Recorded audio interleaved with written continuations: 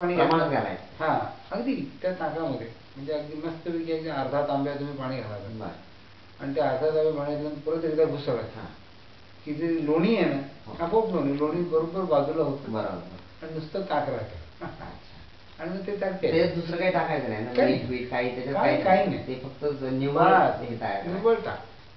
मग तुम्ही टाकलं कधी तुम्ही सैंधव मीठ टाका, खारं मीठ टाकण्यापेक्षा सैंधव मीठ टाकावं, जिरं पूड टाकावी, मिरं टाकावं थोडं आणि मग ते घ्यावं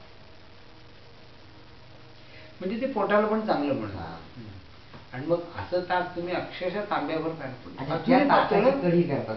ऐका अजून म्हणजे हे जरा घट्ट टाकायचे. आता हे जे पाणी घातलं पहिले आणि ताक झालं ना, यामध्ये सुद्धा अजून एक तांब्या पाणी टाकायचं आणि ते प्यायचं. ते ताक तुम्हाला सांगतो पचनासाठी एकदम उत्तम, डायजेशनसाठी एकदम उत्तम. म्हणजे त्याने ऍसिडिटी नाही होत असं आहे. मला माहित नाही, पण अतिशय भरपूर पाणी लागतं. अनेक ठिकाणी ताक ना घट्ट पितात. मला अजून बरीच रेसिपी शिकायची. हा घट्ट नाही ताक, ताक पातळ. आणि ते जसं दही सकाळी खायचं. कढी सांगा.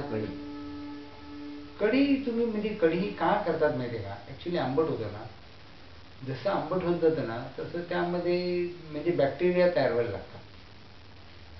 तर ऍक्च्युली ते बॅक्टेरिया जावेत आणि ती ताक फुकट जाऊ नये म्हणून खरं कढीचं त्याला हे केलं. म्हणून त्यात हळद, डाळीचं पीठ. मला आता हे सांगा, म्हणजे आता ताक झालं तयार, ताकाची कढी करतात ना, हो, तर मग ती कढी करताना काय कशी करतात? अच्छा, ती कढी करताना आता तुम्ही म्हणतो म्हणजे कढी दोन प्रकारची आहे. एक तर जर का नुसती करायची असेल तर कढी कधी अगोदर उकळायची नाही, म्हणजे पहिले गरम करून घ्या, नंतर त्यात कढीपत्ता, जिरं वगैरे याची ती फोडणी द्यायची, हळद टाकायची थोडी. फोडणी अगोदर द्यायची नंतर द्यायची? नाही, गरम केल्यानंतरच फोडणी द्यायची. पहिले ताक गरम करायचं, पहिले ताक, आणि ते उकळायचं नाही, लक्षात ठेवा. नुसतं गरम करायचं, फोडणी द्यायची. आणि हा फोडणी दिल्यानंतर जर का समजा तुम्हाला मग तुम्ही उकळलं तर चालेल परत दुसऱ्याला. आणि उकळताना सुद्धा मीठ नाही टाकायचं.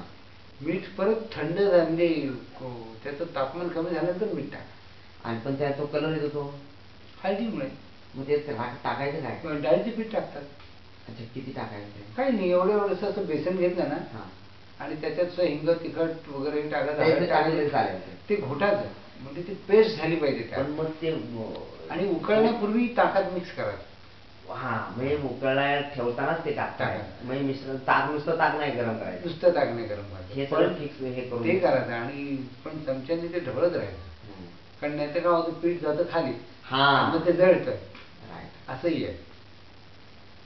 मी सांगेन तुम्हाला आता एक पदार्थ सांगेन कसे. मला काय रेसिपी सांगा. मला वरण करायला आवडून येत नाही. वरण माझा म्हणजे एकदम हातखंड आहे तुम्हाला, अतिशय हातखंड.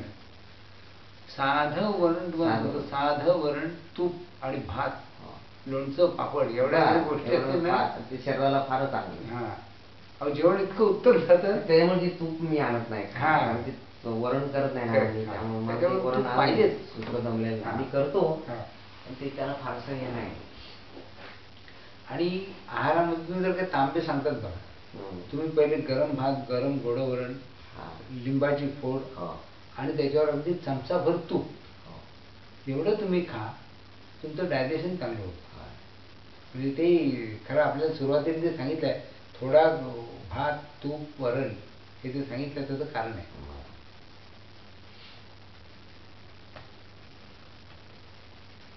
आणि बाकी वरण तुम्हाला सांगतो, म्हणजे नुसतं कोमट वरण असेल आणि त्यात नुसतं तूप टाकलं ना, थोडंसं मीठ किंवा थोडीशी साखर, आणि तुम्ही पोळी खा त्याच्याबरोबर, ते एकदम चांगले, काही लागत नाही. नंतर जर का त्याच्यात तुम्ही कढीपत्ता, थोडीशी चिंच आणि गूळ टाकलात, आंबट गोड वरण तयार होतं. त्यात पोळी कुस्करामध्ये छान पोळी करून एकदम हे चांगलं. आणि सतत तुरीची डाळ जास्ती खाण्यापेक्षा त्यामध्ये तुम्ही जर का थोडी मुगाची डाळ टाकली तरी चांगलं लागतं. मुगाची डाळ टाका, उडीद डाळ टाका थोडी, म्हणजे ते वरण घट्ट पण होतं. असं आहे. वरणाचे सुद्धा खूप प्रकार आहेत. आणि मग हे तडका बिडका म्हणजे तुम्हाला सांगतो, ते शिजल्यानंतर एकदा फोडणी दिल्यानंतर परत म्हणजे डाळीमध्ये पाणी अगदी कमी टाकायचं, ती डाळ जास्ती राहिली पाहिजे, मग ते त्याला भरपूर तेलाची फोडणी द्यायची. ऍक्च्युली त्यांनी खरंच जळजळ नाही चवीला चांगलं लागतं, म्हणजे चमचमीत खाणाऱ्याला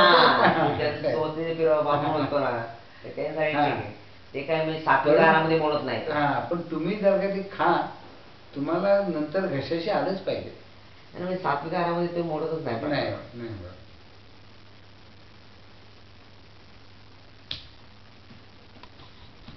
चला